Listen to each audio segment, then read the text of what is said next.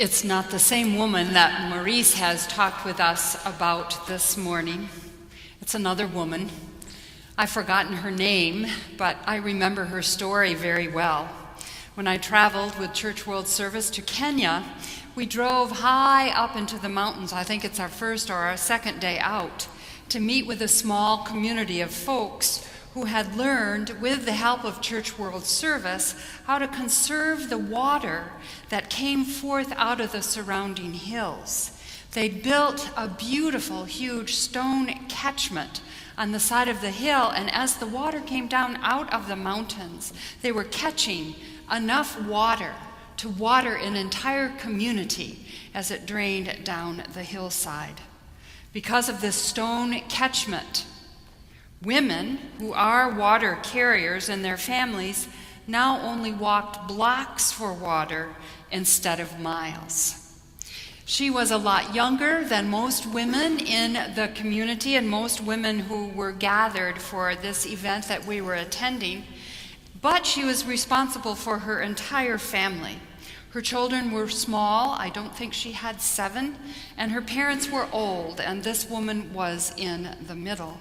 Her husband, like many husbands in that community, worked in Nairobi, and sometimes he made it home for the weekend, if he could catch a ride.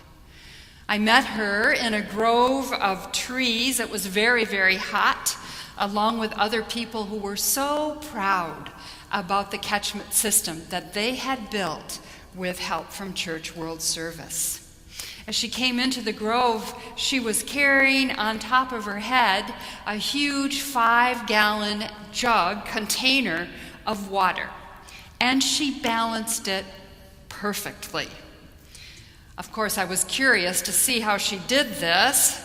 I thought there was a trick to it. There had to be a trick. It looked easy, but I knew that it had to be quite an accomplishment, quite a skill to walk with water on your head. So I wondered if I could walk with that jug on my head for a while. She felt her jug of water and then picked up an empty jug and said, maybe I'd like to start with an empty jug first. Would you like to try this? She said, and her English was perfect. Well, of course I did. I put the empty jug on top of my head, not very heavy, although kind of awkward, and I could hold onto it if I could carry it around if I held onto it and walked very carefully. Then the moment of truth. She said to me, do you want to try this with some water? Okay, I said, but let's fill it halfway. She filled it just a bit, and up it went on top of my head once again. I could do it. I could walk with the jug of water on my head, but my legs, after about 20 steps, began to feel very heavy. My arm from holding the water got very tired, and my head hurt. I got an enormous headache just from having this container on top of my head for a couple of minutes. I had to sit down in the middle of the grove in the heat of the midday to get it back together. I thought of all the miles in the world that so many women of the world travel with water on their heads, in plastic jugs, in earthen jars, in old containers. And I thought too about how precious water is for life. Drinking, cooking, bathing in families, feeding the vegetable garden, watering the animals. Water is everything in human existence. For much of the world, as in ancient time, the ritual of carrying the water from wells is a simple ritual. It makes ordinary, everyday life possible. And we know that water is the primal ingredient of life. Without water, there is no life. Water is life. It's fitting, then, that the conversation between Jesus and the Samaritan woman takes place at a well in the midday sun, when the sun is in the sky as high as it possibly can be, and we note that it is hot and dry in that place, as it is in so many places in the world. The disciples are hungry. They've gone into town in search of food, and so Jesus is sitting there in the hot sun at midday with no bucket and no cup, needing something to help him quench his thirst. A woman walks by to the well to draw the water, and it's curious that she's coming at a time when no one else is around. It's midday. People do not like to come to the well in midday. First of all, it's pretty hot, and second of all, it's just very difficult. So the women go early in the morning when the moon is still in the sky and the sun is just coming up. Most women of town have come and gone from this place, and the men are nowhere to be found in the center of town by the well. They're all at the marketplace. So Jesus asks her simply for a cup of water. It's simple, it's ordinary, it's the first ingredient of life. And will you notice that the gospel is always concerned with bringing in the most elemental things of life? Air, earth, fire, water, bread, cup, salt, light, stones, all show up in these gospel stories. Jesus is so thirsty, and she has a jug so she can fill it up. It seems so simple, and we think the story will just move from here. But we've got to stop for a moment, because she is an other, and we've got to clear up her otherness first. She is a Samaritan, an outsider, a Hatfield to his McCoy. She's also a woman with a lengthy and questionable past. Her husbands have most likely divorced her or died, and now she has to marry a relative in order to survive. Who knows, as Maurice said, what happened to her life in all those stories. Women in society in that time had got to marry, or they would end up as beggars or prostitutes. In just about every way possible, this woman is not someone you'd choose to be hanging out with in the center of town. So when Jesus says to her, when he actually talks to her and says, "Give me a cup of water," she's amazed. This is a story that shouldn't be taking place at all. Yet, do you know that this is the longest conversation that Jesus has with anyone in the gospel? There are 7 exchanges that go back and forth between Jesus and this woman. He tells her about living water, which would sound great to anyone who's been carrying around the weight of water on their head. She is still thinking at this point that he is going to save her from her hard physical work. She is still thinking that her strenuous life is going to be made a lot easier. But he does something more elemental than that. He makes a metaphor out of her ordinary experience, a metaphor that survives for us until this day. He talks about water that will satisfy her soul. He talks about water as living water. She doesn't quite get it yet. She's still hoping that she can bottle this up in a jar and take it home. Last week in our earlier worship service, we told the story about Nicodemus. Nicodemus and Jesus had a very similar conversation in the middle of the night.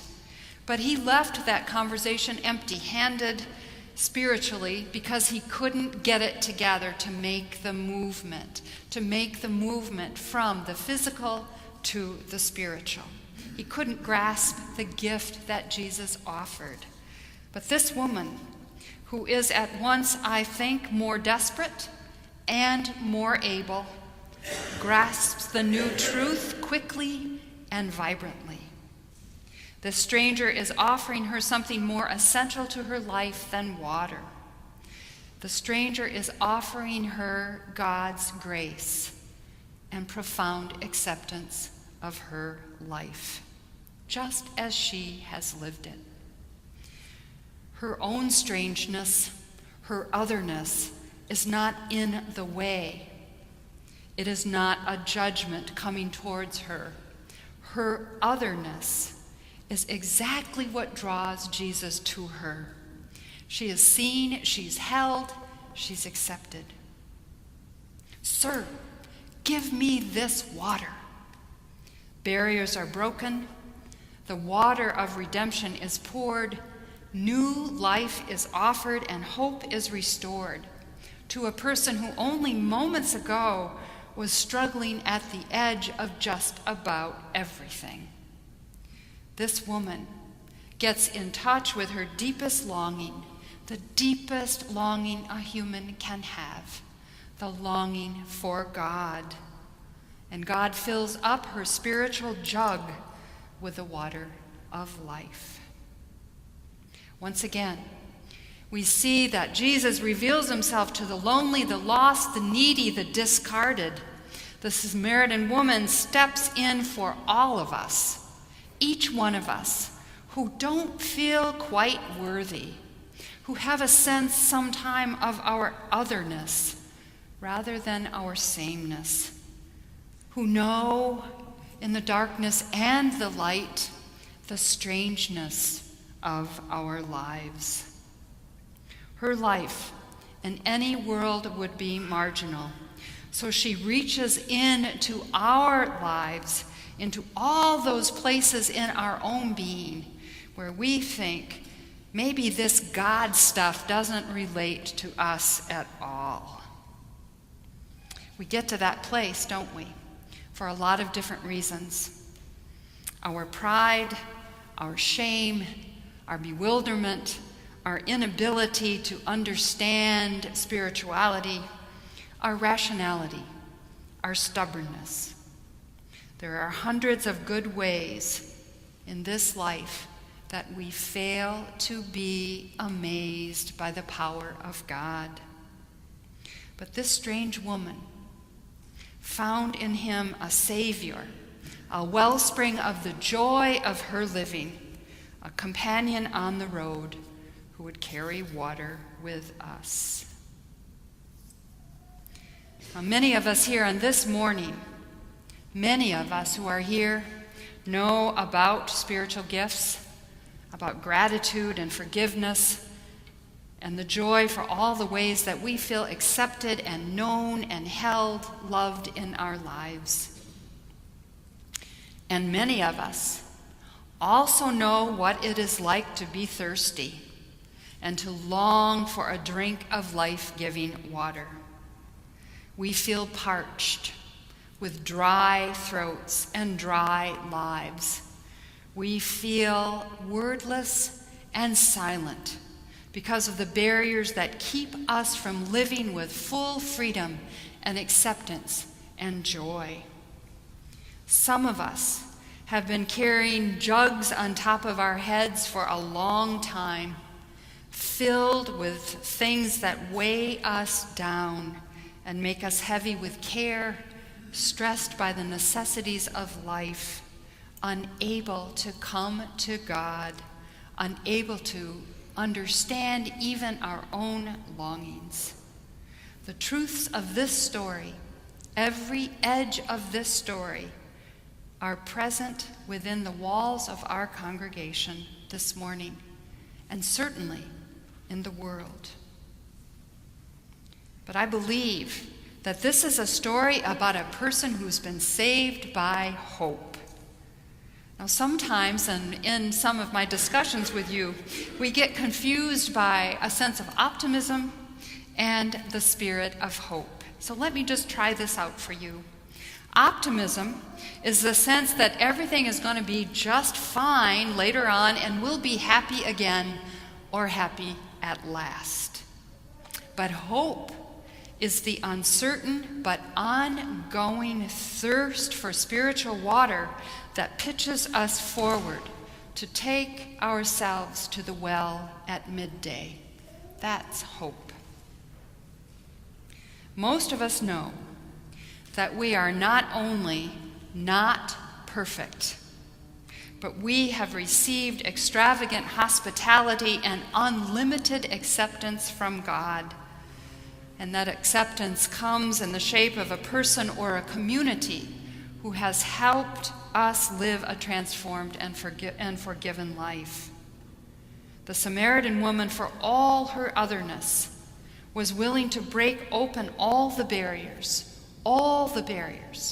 that stood between her and the fullness of her existence and her longing for life. So she broke it open with Jesus.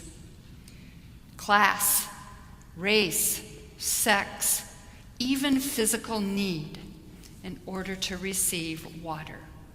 Hope was alive in her. Now, today in our life, much of our world lives apart from the wilderness and the desert, and we live apart from our thirst for water. In our world and in our lives, water surges forth from our taps and is for the most part plentiful and available to us, even though we want to conserve it. Even in drought-ravaged California, we know that we can get water when we need it and we want it. We have enough, and we have more than our share. But I think it is more difficult for us to be in touch with our spiritual thirst, our desire to be saved by the living water of an abundant God. This time of Lent and these gospel stories serve to remind us of our deepest longings, our deepest cravings. We crave for justice to come among nations and people. We desire life-giving wholeness in our families and in our communities. And we thirst for grace, acceptance, and some sense of ordinary salvation. Our spirits often are parched, and our throats are so dry, and yet we find it so hard to cry out, "Give me a drink of this water." The Samaritan woman knew the desperate, dry-throated thirst of her life.